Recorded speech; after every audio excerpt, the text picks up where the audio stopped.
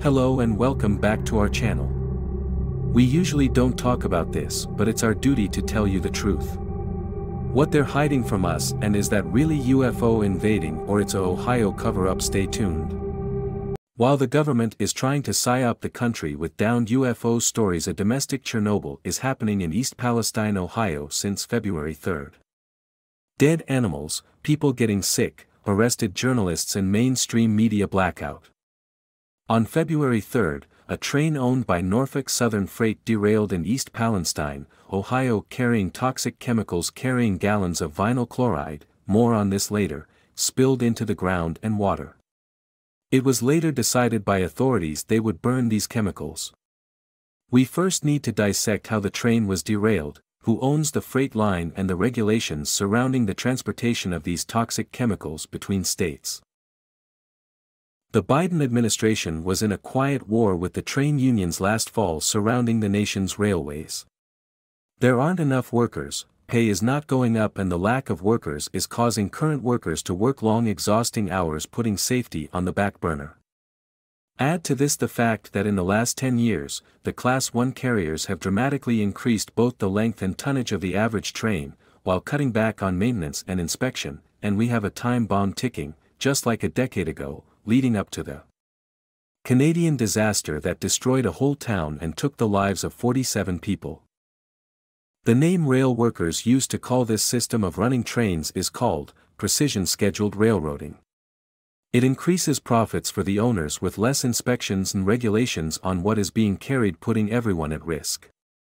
Precision scheduled railroading is shorter staff, longer hours, longer trains, less safety, less maintenance. Do I have all that right? Oh, you got it all right. I Okay. mean, a lot of the derailments that you're seeing on national TV is one of a few things. It's lack of maintenance on the track, or they've cut the track gangs too short and they can't get out to fix it, or they've cut the carmen's, which is the union that works on the rail cars.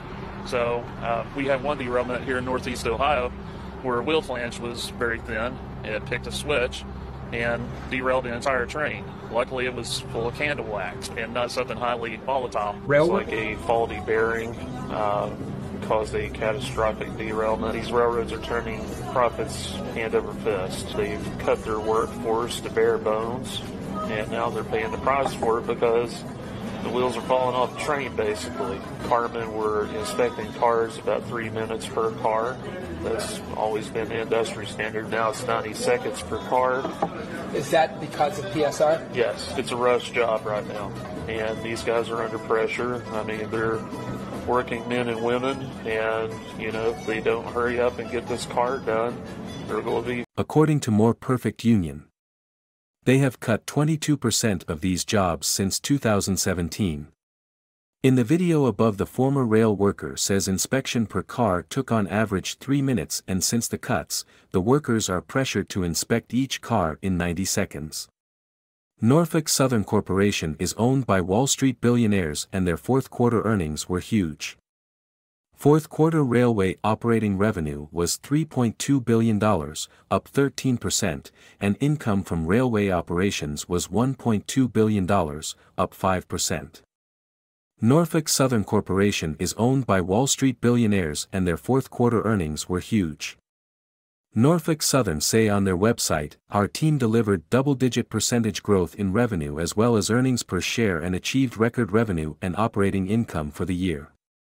All of this record income at what cost? Documents show that when current transportation safety rules were first created, a federal agency sided with industry lobbyists and limited regulations governing the transport of hazardous compounds. The decision effectively exempted many trains hauling dangerous materials from the high hazard classification and its more stringent safety requirements. Amid the lobbying blitz against stronger transportation safety regulations, Norfolk Southern paid executives millions and spent billions on stock buybacks. The hedge funds let a Norfolk employee fall on the sword, while Wall Street is never mentioned in the public eye. Video evidence. What could precision scheduled railroad have to do with the axle failure that caused the derailment? I have no idea that it's a mechanical issue. Precision scheduled railroading is a management In 2012, a derailment happened in New Jersey and 20,000 gallons of toxic chemicals spilled into the air, and Obama was pushing for rule changes to make these trains safer with ECB brakes. Chemical lobbyists pushed against this and ultimately won, leaving the door open for more disasters. So there was a derailment in 2012 in New Jersey, releasing 20,000 gallons of dangerous chemicals and noxious gas into the air. There's children in the town that are being affected by this. And there was pressure on regulators to do something about those kinds of trains. And so the Obama administration... Now majority of the chemicals were burned, but some of them were also buried. The sketchy party. The fixed railroad was built over top the buried spillage. Now why would they do that and so quickly? Air tests were given but no ground/water tests. Smells like cover-up. So that's a lot to take in there, but we have to move on, because I think this is the most important thing you need to hear. Areas of containment soil and free liquids were observed and potentially covered and/or filled during reconstruction of the rail line, including portions of the trench/burn pit that was used for the open burn of the vinyl chloride. I think you have to ask a few questions. Number one, why are you learning this from? We hope you like our video. Make sure to like, subscribe, keep the bell icon on and share this to your friends.